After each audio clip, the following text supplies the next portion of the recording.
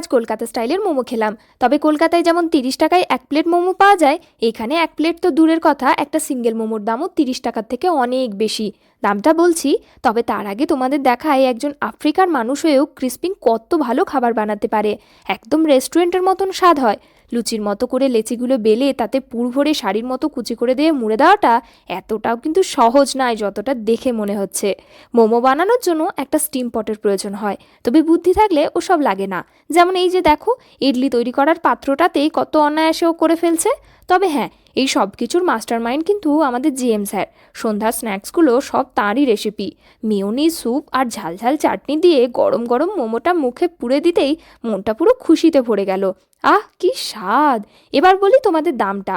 মাত্র 4 পিস মোমোর দাম এখানে ইন্ডিয়ান রুপিজে 370 টাকা, আর বাংলাদেশি টাকায় 520 টাকার মতো। মোমো খেতে ভালো লাগে অবশ্যই জানিও।